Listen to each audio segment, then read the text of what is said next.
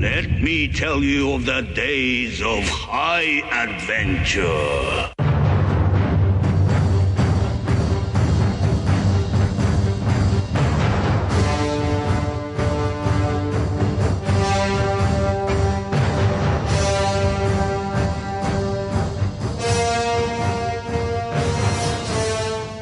Hey, what's up, everybody? This is John. And I'm Kevin. And this is 6 Degrees of Schwarzenegger, the podcast where we take a long, hard look at some of our favorite action movies from the era of Arnold. Schwarzenegger is the icon of the genre, and we're taking a deep dive into some of these 80s and 90s cult action movies and breaking them all the way down.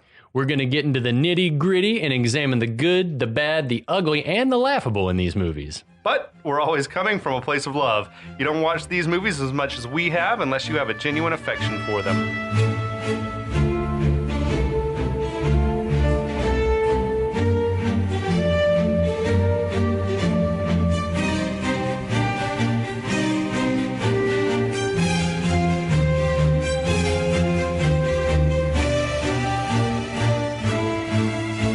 What is up, everybody? Welcome back to the podcast. Hi. Hey, this is John and Kevin coming to you from chilly, blustery Atlanta, Georgia. Where snow might be in the offing. We cross our fingers. It's been a big time here in Georgia. We're relishing not one but two national championships. If you're not a Georgia sports fan, we need you to get down with this. Yes. Por favor. Alabama's had plenty of football wins. So Did you love Saban in the opening of that being like, we're just here to get some respect because no one respects Alabama? I didn't even hear him say that, yeah. Cool, yeah. Thanks, Nick Saban. That was sweet, though. But yes, Georgia's won. The Braves are still World Series champions if you're keeping track. And That's right. There may not be a baseball season this year, so their reign may last a while. We need to get them to sort that thing out so they can sort the Freddie Freeman situation out. Pay that man his money. Pay his money. But that's neither here nor there. We're not here to talk about Atlanta or Georgia sports, as much fun as that would be. There are a lot of other podcasts that do that. What there aren't a lot of podcasts that do is talk about 1980s and 90s cult action movies like Red Sonja. Yes. We're talking about an Arnold Schwarzenegger movie, you guys. That's right. Well, an Arnold Schwarzenegger movie that's not supposed to be an Arnold Schwarzenegger movie. Yeah, I think he clocks in on he's in less than 50% of the movie, I think. But still is so prominent. Yeah, he got his billing ahead of Brigitte Nielsen. Like Brando and Superman. Yes. For not being an Arnold movie, he's in it an awful lot. He was we'll get to it eventually, but he was sort of taken advantage of by his old pal Dino De Laurentiis. Right. And is sort of this movie's like Deus Ex Machina. It's like whenever someone needs saving, Arnold shows up. In honor of the man himself, we're sipping on a little of the finer things. Little Blanton's bourbon. That's right. Killing a bottle tonight. That's right. We're not going to pour any out because it's too expensive, but we are going to take a sip. Here's to all of our friends listening along, all of our friends in the last of the Action Heroes podcast network. We clink our glasses. Hopefully you heard that. I'm sure they did. And with that, I guess we'll talk about this thing. Kevin, what was your first exposure to this? About a week ago, I watched it for the first time somehow. This is a blind taste test for yours truly. Although I do recall it was on TBS all the time. Absolutely. It was on. There was a commercial for it on every single commercial break during Beastmaster or Conan the Barbarian. It's weird to me how there was a brief moment in history where the barbarian genre was a viable genre by itself. Yeah, like a subgenre of the sword and sorcery genre, yes. The larger genre. We're going to say genre some more before the day is over. And heavy rotation on TBS. I remember seeing it a lot as a kid. As I rewatched it, and it's been some decades probably since I've seen it, so much comes flooding back to you. It cooks. This thing clocks in at an hour and a half. Sub 90 minutes. Yeah. And they kept it moving. They sure as fuck did. They must have cut out a lot of stuff. But yeah, this was one, and maybe it was just because it was a female action star, a female lead in Brigitte Nielsen, and that was always compelling to a 10-year-old me. Oh, what's up, girl? Redhead, definitely good looking. And then Arnold. and then a very young Ernie Reyes Jr. We'll get into the whole cast list here in a moment. Yeah, but like pretty rad. there was a lot to love in this for, you know, like I guess I probably saw it when I was like 7 or 8, really, after it had come out and been on TBS. And I know if I had seen it when I was kid, me would have loved this. Oh yeah. Like it had everything a 10-year-old would want to see in a movie. Including like a kid that's good at martial arts. I know, and that kid was badass. Yeah, Ernie Reyes Jr. was crushing it. So a little backstory on this. It's based on a Marvel Comics character created in 1973. We think that there was also a book before, but she wasn't a barbarian, right? Right. I read where there was a character named Red Sonja in a Robert E. Howard book. But it was like some sort of an adventure story set during the Ottoman Empire in the 1500s. And she was like, a badass warrior woman, but she was not a barbarian. The barbarian like angle came when Marvel turned it into a comic, because there was a Conan comic that was hot, I think. Right. I mean, barbarian shit was hot in the early to mid 80s. People love that. Yeah, like He-Man and everything else. So yeah, 1973, created by writer Roy Thomas, who was Stan Lee's first successor as the Marvel editor-in-chief. Oh, cool. He co-created characters like Wolverine, Vision, Carol Danvers, or Captain Marvel, if you rather, Iron Fist, Ghost Rider, and on and on and on. I mean, dude was busy, prolific. Okay. And then the artist was Barry Windsor Smith, who's known for helping create Conan. Yeah. And then he also worked on the very popular Weapon X storyline in the Wolverine comic book series in the 90s. And this was not the original Conan art, right? Like this was the comics. Right, exactly. I know that original Conan art is also apparently awesome. Right. Like very grim and dark, like the old Lord of the Rings art. Exactly. And stuff that came before any sort of whatever. Just, I guess, artists were inspired by the text. Yeah, absolutely. Yeah. Sword and sorcery, baby. It was directed by Richard Fleischer. Yeah.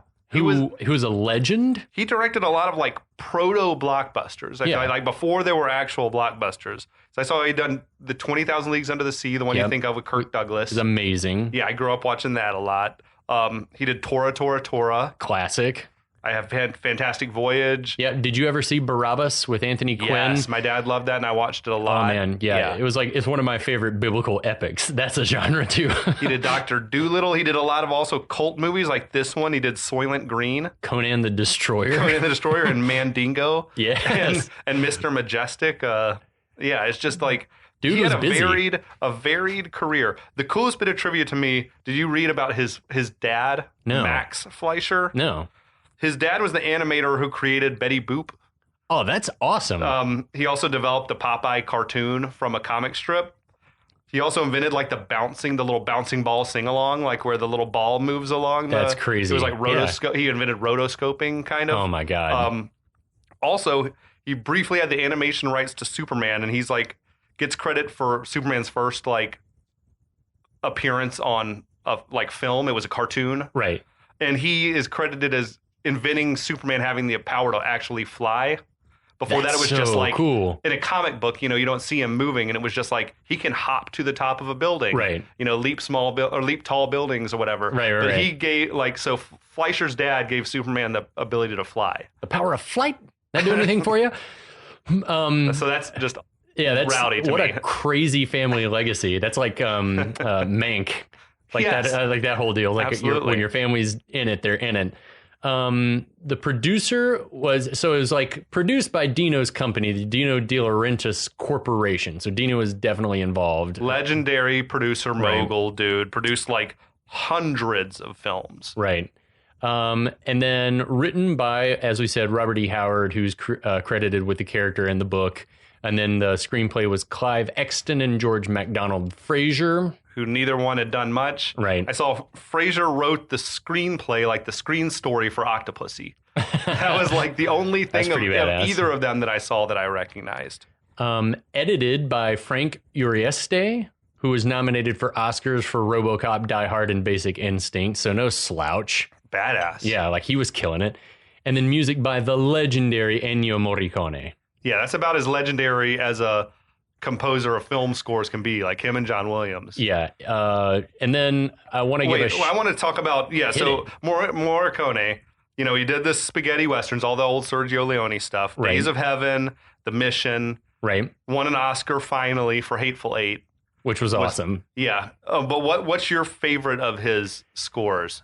Everything that he does is he's sort of like what's his name that now writes for all the Desplat that writes for Wes Anderson now. It's such a recognizable style. Yeah. The Mission is one of those just like heartbreakingly beautiful scores. Okay. It's just anytime you hear like the choral parts in that or the big oboe solo in it, it's just like I get emotional just thinking about it. So I think that's probably my favorite just because it's so, I don't know, tender and powerful in all the religious context as well. So I think you got to show love to like Good, the Bad, and the Ugly. Definitely. That's like, that is probably as iconic like a few bars of music as there is in film history, like that or Jaws. You know, like the one, whatever. I can't even do that. Like, yeah, totally. Oh yeah, My totally. favorite of his scores is The Untouchables, though. I love The Untouchables. That is awesome with the fucking electronic harmonica. Yeah, so good. It's badass. Yeah. It's so good. Dude, I geek out for that one. I think that's my favorite of his scores. We should start an a cappella group that just covers Morricone film scores. But this score was fucking awesome. Yeah, it is exactly what you needed it to be. It's super epic. When it first started, I was taken aback because more than most Morricone scores that you hear, it sounds more like a symphony. Like it's epic Hollywood sounding. It sounds like a romantic classical period tone poem or something like Strauss or Wagner. I mean, it's awesome. Very, very cool. So talk about the cast a little bit. Yeah. Arnold Schwarzenegger got lead billing, as he should. Absolutely. Always. Yeah, he's playing the High Lord Kalidor. Yeah, which is interesting.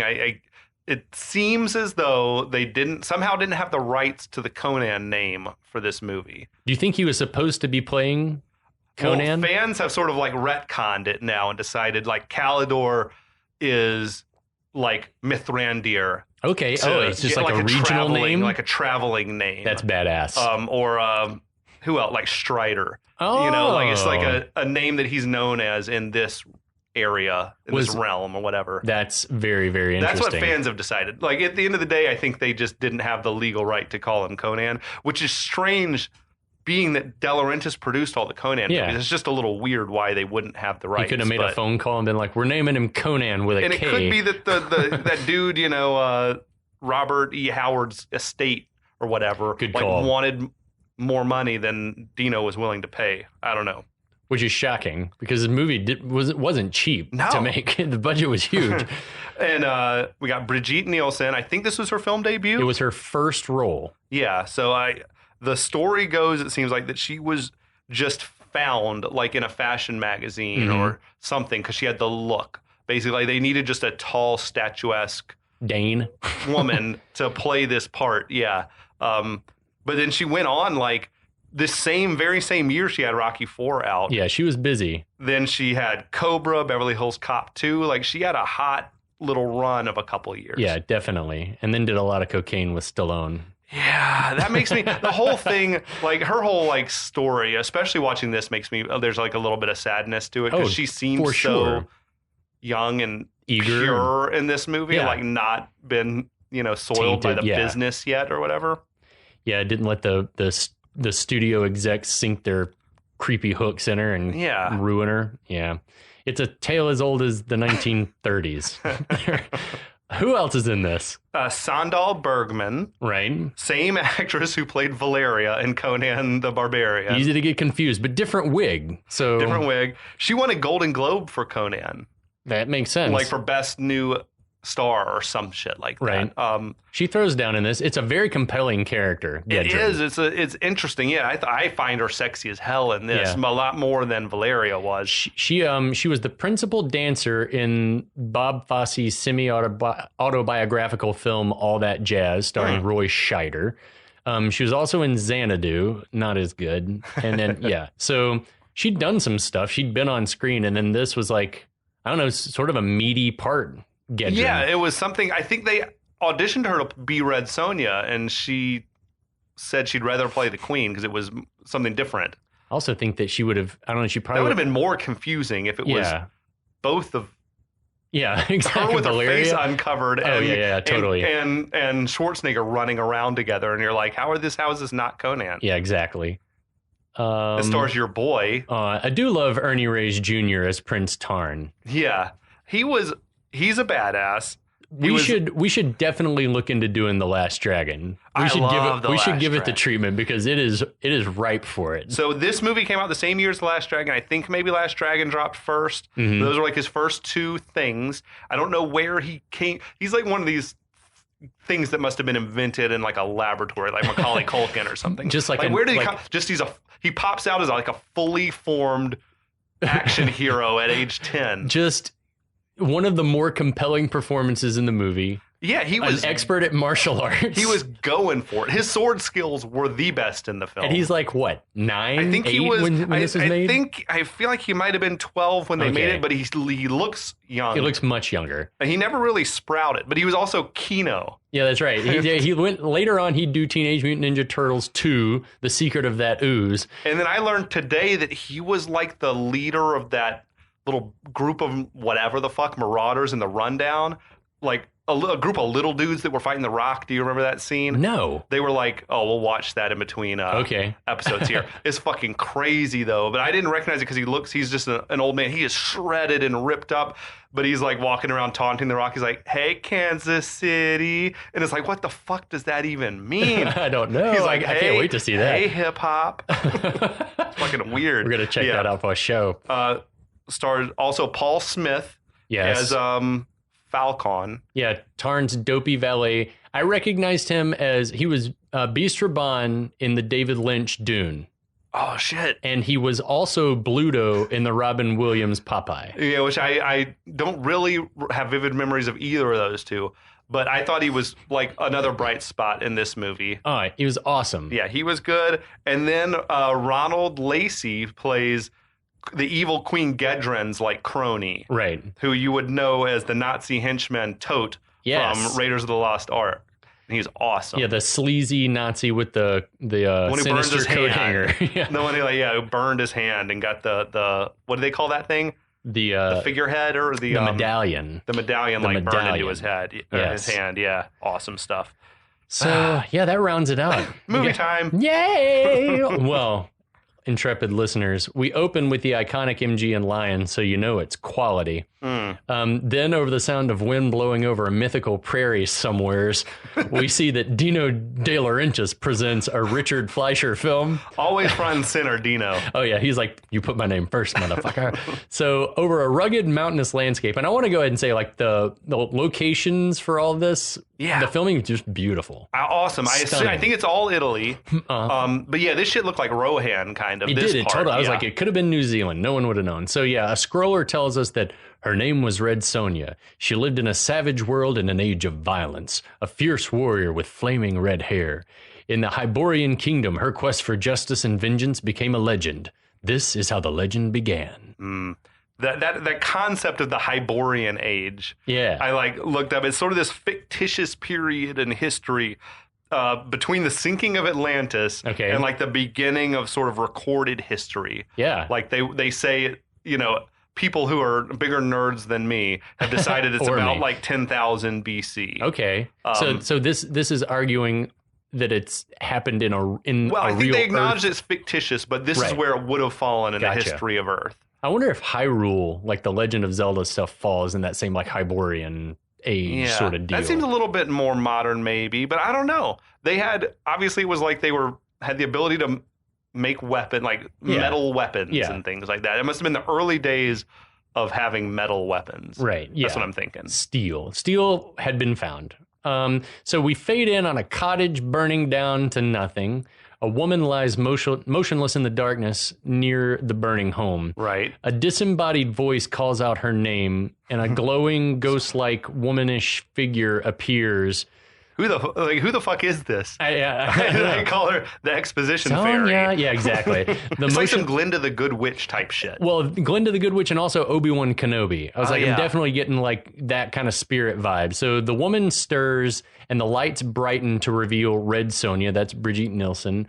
I am almost certain, because I have an eye for this, that when Sonya's first like getting up, there's just like a nip slip right off the bat. Like I thought you the see same her thing. nipple. I thought the and same it's like, thing. Okay.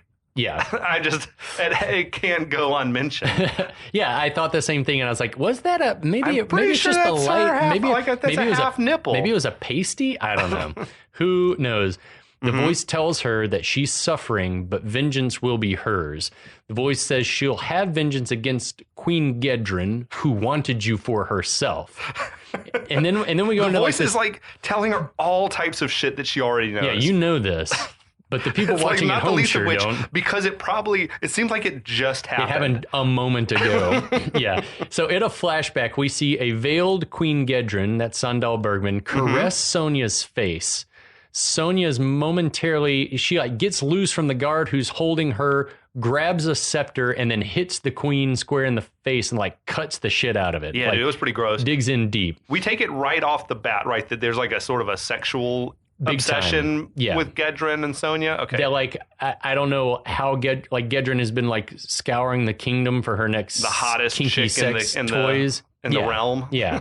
So the disembodied voice tells Sonya that her rejection led to Queen Gedren having her minions kill Sonya's family, sexually assault Sonya, and then burn the family farm down. Yeah.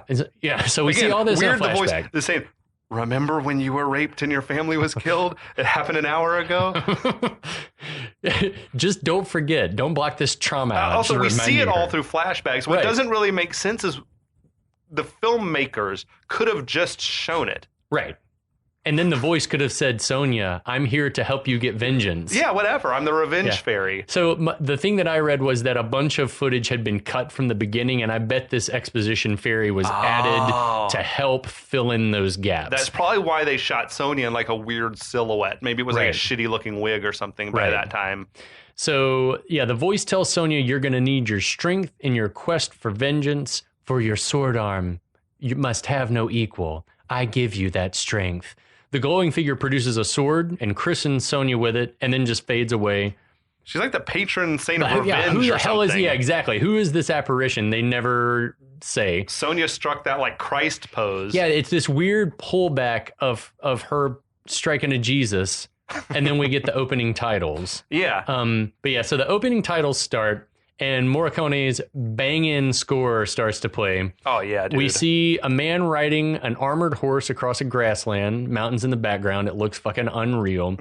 As I said, the score is a little more classical than I'm used to hearing from Morricone, but I totally dig it. It Eating sounded up. like it sounded a little bit like the original Conan the Barbarian Yeah, there were- score. there Just were- very epic. There were a couple of moments where I was like, was this theme? I was Yeah, like, is the that Basil Polidorus? Yeah, I think was like, those is that- scores. Yeah. Is that it? But it's not. So the guy on the horse is Kalidor. That's Arnold Schwarzenegger.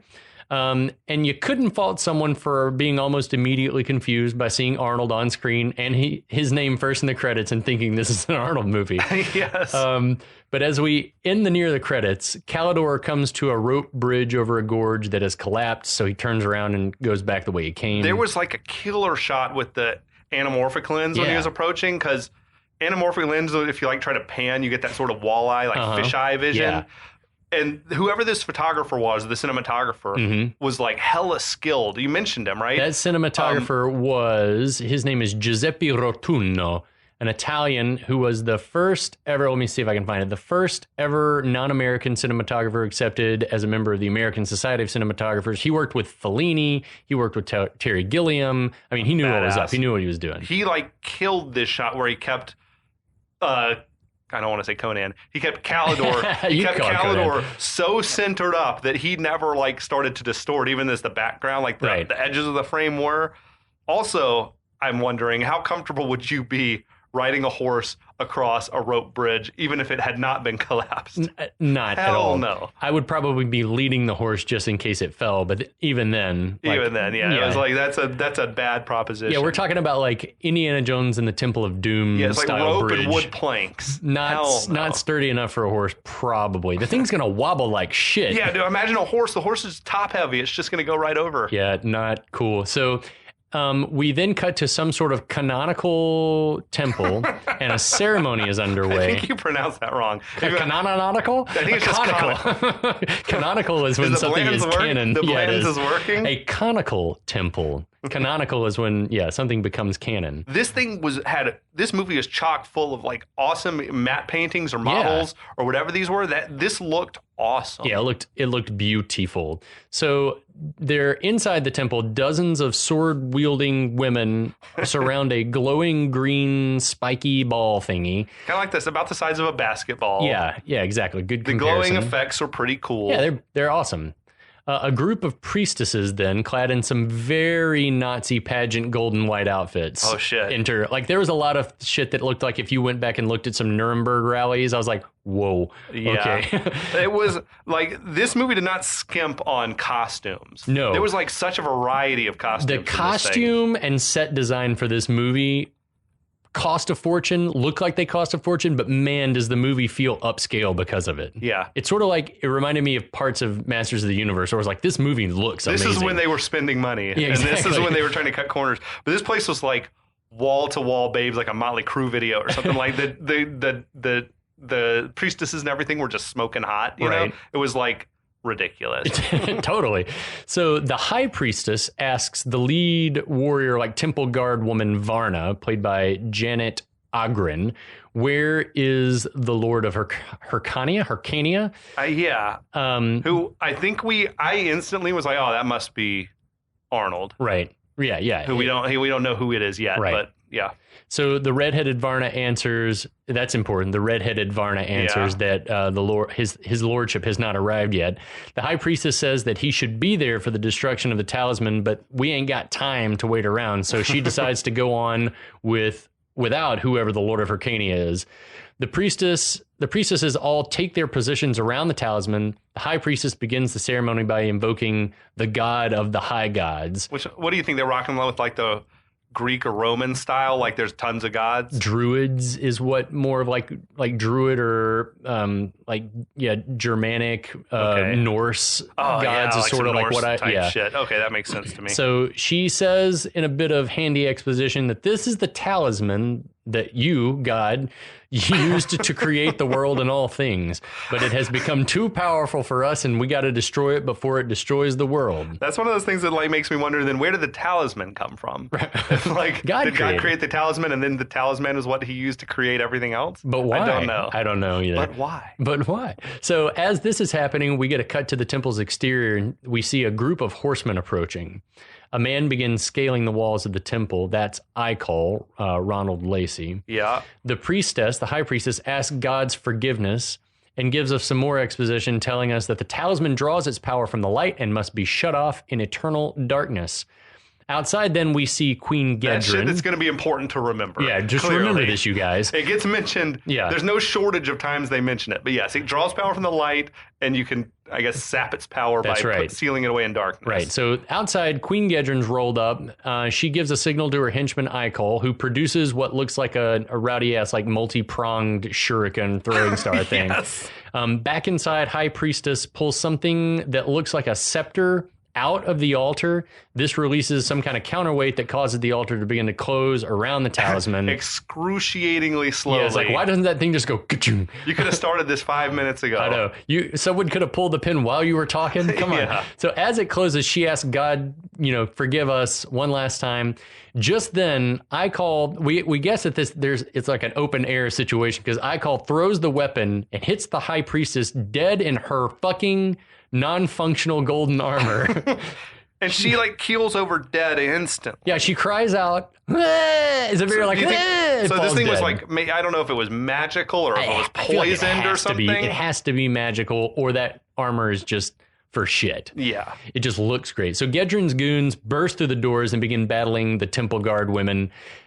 They seem equal to the task because they're wailing away on the bad guys. I liked that. Like the women were like superior fighters. It reminded me of like the early scenes in Wonder Woman when they're the Amazons. And the Amazon women are just whipping all sorts of ass. This is one of the moments where I was like, as a now sort of sort of adult. I am an adult, but like pro women, like strong women characters. Yeah, I was like, yeah, fuck yeah, some women kicking ass, and they were just outnumbered. It was the problem. Right, there was too many. Right. So they force the intruders out and seal it, but then we see more bad guys scaling the side of the temple, and then they start like dropping in the temple with ropes. Yeah. While this is all happening, we see Icole run over to the high priestess body, which is absolutely soaked in blood. Oh shit! Like, well, she maybe she wasn't dead because she's like bled out all over the place. She's like, maybe this thing is like got like fucking Ebola on it or something. You just start bleeding from every or from all your sweating orifices. blood. She is drenched in blood.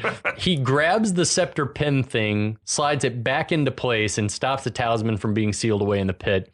Meanwhile, the lead warrior Varna was like whipping ass. Yeah, I loved all the cuts to Varna. She is kicking it. The bad guys begin to overwhelm the temple guard. With the battle inside all but over, however, Queen Gedren finally rides in, hops off her horse, and approaches the talisman. Looking like Cher. Yeah, man, she looks. I'm telling you, like she walked in, I was like, just the crown, the mask, her outfit. I was like, God, the costume design is awesome. Yeah. She's wearing a golden mask that covers part of her face that was wounded by Red Sonja in the open. The costume design, yeah, we say fucks pretty hard. Looking at the talisman, she says, "So this can make worlds or shatter them by storm and earthquake." Mm-hmm. She orders her minions to remove the talisman from its resting place. During all this, we see Varna has survived and is watching from hiding. So 4 of these goons with helmets.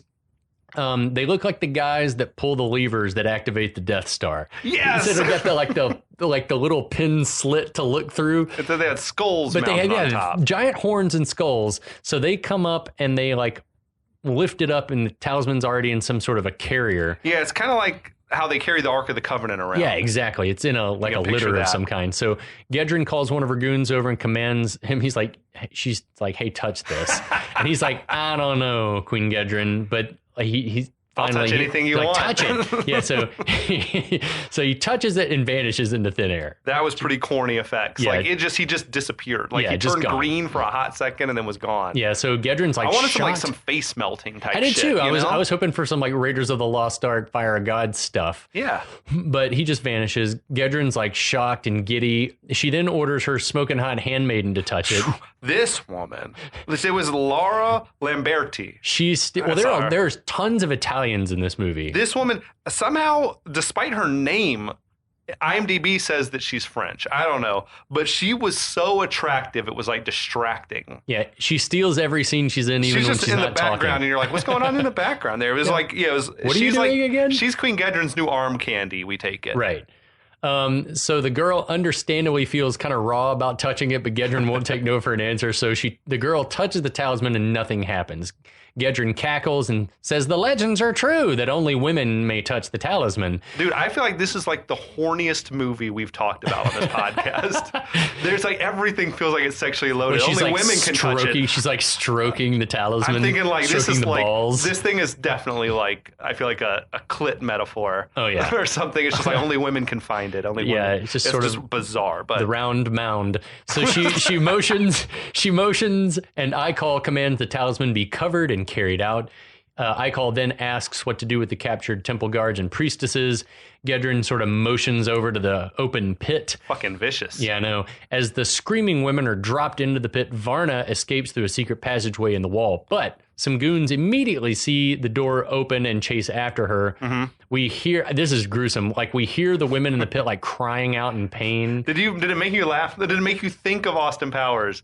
And a little Mustafa, bit, yeah. And he's like, I'm alive. Yeah, I'm badly hurt, but I'm alive. He's like, I think my leg is broken. I think, yeah. Let me try to stand on it. Snap. Yes, it's definitely broken. Yeah, but they did a really good job of like creating a mental image of all these poor women with snap, like a pile. Like they're good. Yeah, they're just gonna die. That's it for them. So all these women. But how slowly the doors are closing when she goes to reseal it, and it's like you're just hearing it. Just was dragging on and on. Yeah, the yelping. Yeah. So the baddies roll out as the doors to the pit close forever. Elsewhere, our boy Kalidor still riding around the plains. He stops when he sees Varna running along the edge of a cliff being chased by bad guys. Right, he's still stuck on the wrong side of the gorge or whatever. How the hell do I get around this? So he takes off in pursuit of what he's seen across the way. We see Varna run up to a zip line Sure. that the temple guard, I guess, had in case of emergencies. There was like a nice touch. I'm sure it was just a little miniature or something they set up, but like you could see the tip of the temple in the background, like over on the top of the trees. Yeah, that's a nice little touch. The attention to detail for the setting shots, like the establishing shots and stuff, is pretty awesome.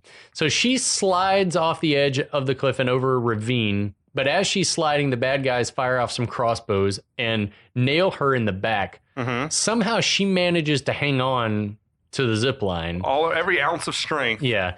When she finally arrives at the other side of the ravine, Kalidor is conveniently there to catch her. He picks her up and sets her down next to a tree, yanks the arrow out of her back, because at first I was like, he's just going to like lay her down with that arrow sticking out, but I'm glad that they made him pull it out first. The arrowhead was massive. Giant. And I think the look on his face lets us know it's like, that was not good. So as he tosses the arrow away, bad guys start to arrive, and he takes like all 7 of these dudes out like handily. Last dude, he just like lops his head off and went flying up in the air like humorously. Like a backhand single arm sword swing that takes a dude's head off. Which awesome. I ask, how did those guys get there? Did they all ride the zip line? Yeah, they took turns. No one knows. Was this hours later? I don't know, but they were just there. Or were there he set her down right at the tree that the zip line was tied to, and they came like running out from the bushes or something. Yeah, I don't know if like some other guys knew a quick way to ride around the ravine or what. We don't. Yeah, there are lots of inconsistencies. Don't worry about it. Yeah, we'll get to more. That's why the director Fleischer said, "Don't worry about it." So Kalidor turns his attention back to Varna, who tells him that the talisman's been stolen, but that it must be retrieved and destroyed. Mm-hmm. She tells him that he's got to take her to find her sister. Thankfully, she knows right where she's at. Kalidor can only nod in agreement. Motherfucker hasn't spoken a word yet. Not a word one. I feel like we're 15 minutes in, and I just feel like I'll say on this particular day they didn't have sound equipment. That's what I'm saying. Like, I promise you that's what it was, and they just dubbed in the little bit of talking later. Yeah, that makes sense. It takes so much more time and money to record sound. Oh, yeah. They're probably just nod, giving it an intense Arnold nod. Who is Varna's sister? What's going to happen next? Who is this mysterious Kalidor? Yes, the trap has been laid. The scene has been set. You're all going to have to tune in next time because we need more bourbon in our glasses. Yes. So we'll be back.